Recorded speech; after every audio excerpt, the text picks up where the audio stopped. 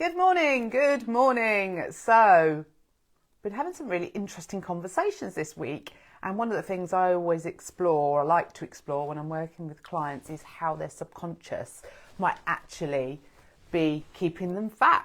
Sounds a bit strange, doesn't it? But actually, the primary job of your subconscious is to protect you. So why might your subconscious want to protect you from losing the weight that you're holding on to? It sounds crazy, doesn't it? Because our logic mind, our conscious mind, will have lots and lots of reasons to justify why we need to lose weight. So why might our subconscious mind not want us to lose weight? So it's really interesting, and I'm going to share a bit of my story that I discovered about as I've been going through my recovery journey, and what I discovered about my weight. So I was 19 stone at my heaviest. I've struggled with my weight all of my life, but I got to 19 stone at my heaviest. I didn't get to that weight because I loved food or that I was lazy or greedy. I got to that weight because my subconscious mind was protecting me. What was it protecting me from? I'd never even given this any consideration until I went into therapy and I started studying about the brain and how it works. Now, for me, my weight was an armor. Okay, it protected me. In my subconscious mind, I'd made a decision that being slimmer was unsafe. Okay, and where that kind of came about was I was terrified of relationships. I had a real issue with trusting men. Nearly every relationship I'd been in, including the one with my dad, had broken my trust. And I was really caught in this conscious mind, subconscious mind battle, because my conscious mind wanted to lose weight. I really bought into the diet culture stuff, that I needed to be slimmer, to be more attractive, for people to like me more, to be healthier, all of that stuff that diet culture teaches us. Okay, so my conscious mind was constantly on this dieting hamster wheel, this need to be slimmer, to be better in some way. My subconscious, on the other hand, was the complete opposite. My subconscious held on to all of the experiences that I had associated with being slimmer and the disordered relationships I'd been in when I was slimmer, because I followed a definite pattern in my life. So when I was in a relationship, I would gain weight. That relationship would often be very dysfunctional. Most of the romantic relationships I've been in my life have been quite dysfunctional, and so I would gain weight in that relationship. The relationship would end. The trauma of the ending, which would send me into a spiral of blaming my weight and blaming myself, would then see me go on to a diet to lose weight in order to make myself attractive to men. But also part of that was punishing myself by not eating because of the blame I was placing on myself. So if you look at that for a moment, if you step back and you start to look at these patterns that we're creating, you can see how the subconscious can make an association that the process of losing weight and getting into a slimmer body has actually got quite a lot of trauma attached to it. You know, as much as we try to package up in a logic way that diets and losing weight is a positive thing, for most of us, that the triggers that we have that make us decide to go on a diet are actually quite traumatic. We either have an experience like I've had, where we have a loss in some way, a relationship ends, and that kind of, we're traumatized by that, so we don't eat because we can't eat, or we get caught in this belief like I did, where I needed to then be slimmer to be attractive, or there might be a death, or there might be or we might see a picture of ourselves, and I've spoken to a couple of ladies this week that have been really upset. They've seen some videos of themselves that were taken without them knowing, and that it's really rocked their world. So these impetuses that lead us to deciding we want to lose weight are often quite upsetting and traumatic. And so this is all stored in the subconscious mind. So the subconscious is attaching and pairing these associations. So every single time we're making the decision to go on to another diet, or actually the diet is the action that is behind our need to feel better. So hi everyone who's coming on, it's lovely to have you on. We're just talking about how the subconscious mind actually is protecting us. And quite often, if you're somebody who has struggled with your weight for a length of time, if you've lost weight and then regained it, often we attach a failure label to that, like it's attached to like willpower or greed or something. But actually what's normally going on is our subconscious mind is trying to protect us in some way. And I was just sharing a bit of my story.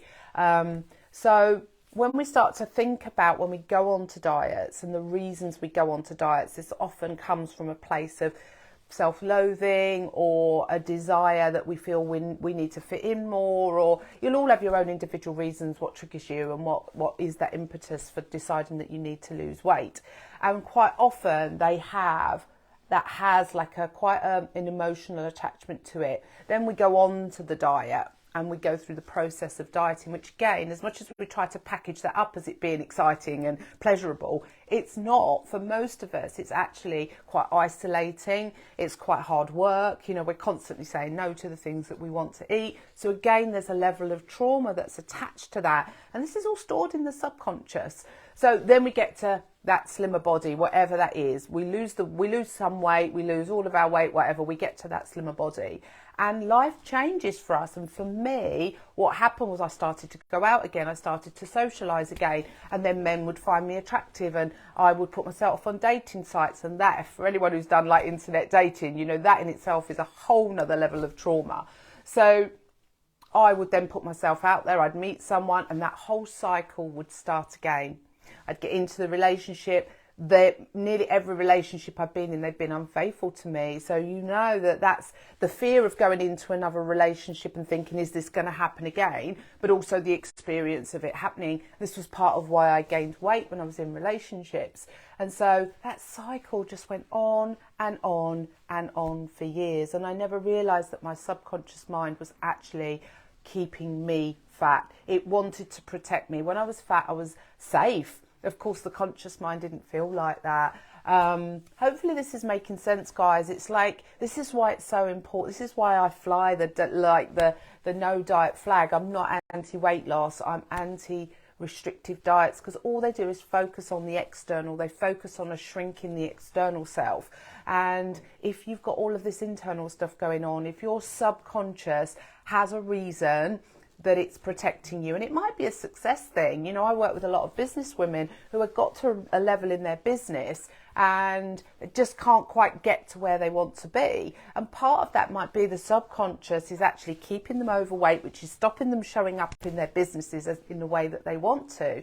So for me, it was around relationships. My subconscious mind had made a decision. If I keep her fat, then she's not going to have to go through this trauma of losing weight and then dating again. So the question I'm going to put to you today is, like, think about the times when you've been slimmer or the times when you've decided that you needed to diet. What's been going on in your life?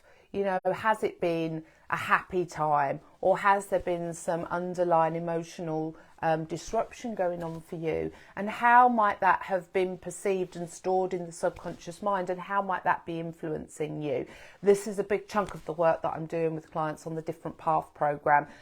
It's a 4-week program. You know, I don't say it's about weight loss. You know, you may lose weight as a result of going through it, but what I guarantee you is you will be on a different path. And these are the kinds of things that we explore on that program. And part of the hypnosis that I do a lovely, in week 3, we do a reframe session. And reframing in hypnosis is we go in and we actually talk to the different parts in the subconscious to understand what's going on. And this is a lovely one when weight is a protection, when we're storing extra weight like an armor, to actually go in and understand why the subconscious is doing that, and actually re-educating the subconscious mind, because our subconscious is just like a program that will just run and run and run and run and run until we tell it something different. And that's what a Different Path is all about. It's about me helping you to understand what programs are running that are stopping you from being the weight you want to be. And it's not all about weight. It's all interlinked. It's about lots of different things going on in our lives. And I will teach you skills to start interrupting those programs. And once you start changing those programs, it becomes an internal process. So you start healing from the inside out. Instead of having to rely on willpower and like motivation, which are, like, let's face it, you know, they only last for so long. And when you've been around that dieting cycle so many times, motivation and willpower starts to wane quite quickly. So The Different Path program is about taking a different approach. It's about healing from the inside out. It's about starting to understand what's getting in the way. And that's different for everybody. You know, over the last few weeks or a couple of months now since I've been running the program, there's so many things that are coming out, and, you know, and understanding the resistance and the blocks is such an important part of this process. So, you know, I am booking for July at the moment. There's 4 places left. I'm taking August off, and then I'm going to be coming back and booking for September. So if you do want to come and work with me, let me know. If you want to talk more about the program, then send me a message, and we will go from there. But thanks for watching.